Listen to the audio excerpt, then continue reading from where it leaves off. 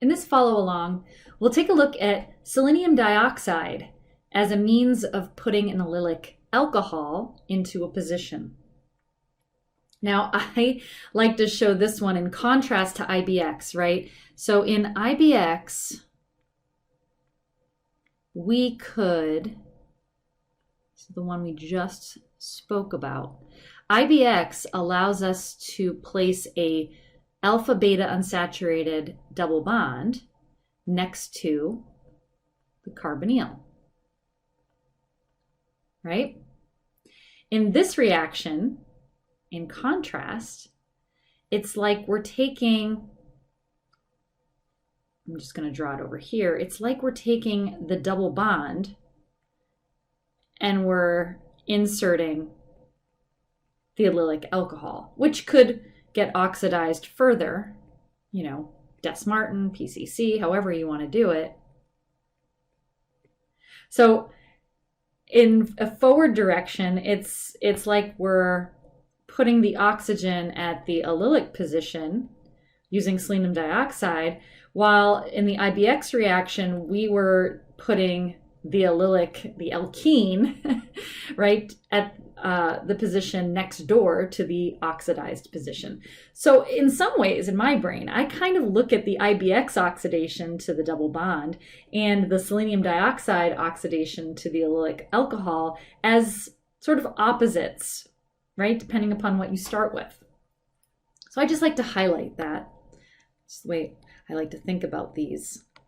They're kind of complementary if you think about it. So how does this work? Well, let me draw the double bond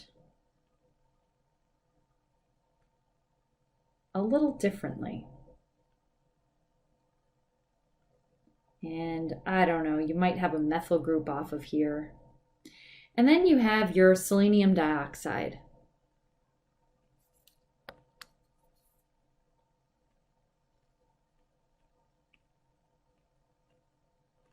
The first step of this reaction is an ene reaction. And this might be a new type of reaction for you. But the oxygen of the selenium dioxide is attracted to the allylic proton, and the selenium is attracted to the pi system.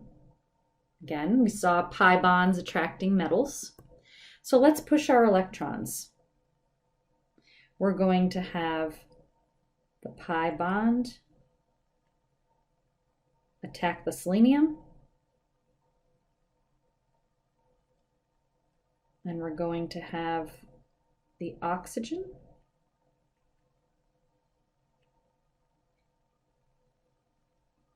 make a bond.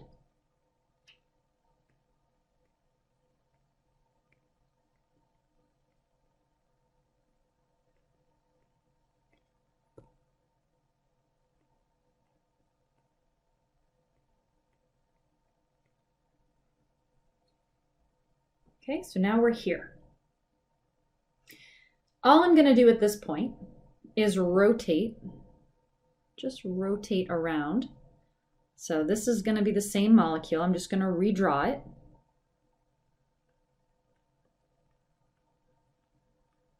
It's like a pinwheel.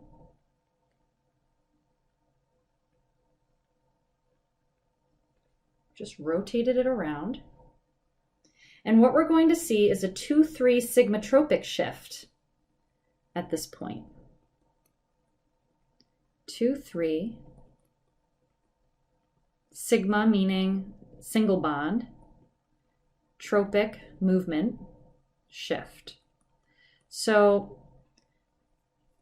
we're going to talk more about these in subsequent chapters in this course. This is where a bond's going to form. Electrons go here. The pi bond moves back to where it was. And the electrons are gained by the selenium. So the selenium gained those electrons. We're oxidizing the carbon species, and the selenium is getting reduced. And what we end with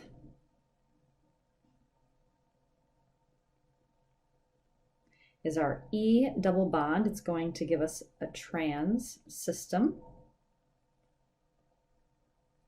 with the oxygen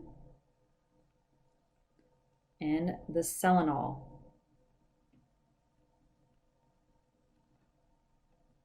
And we're here. So if you'll notice where we started, this was the allylic carbon, which just had hydrogens on it. And where we ended now, we've got a new carbon-oxygen bond at that allylic position. Notice that the double bond, though, did some moving around. It's because of this movement that you end up preferring the E, or trans, orientation of the double bond. So if you started with a cis double bond, it's probably going to migrate.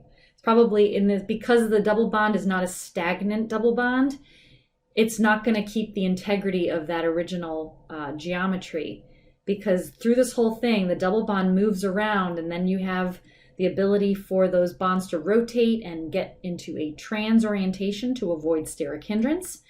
And so if you started with a Z double bond, you'll probably end with an E double bond, although you will have successfully oxidized at the allylic position. From here, we have to do a hydrolysis workup, which probably involves some acid, water, and what you're doing here at this point is simply protonating your oxygen and substituting one oxygen off for another, kind of SN2 style. This will get you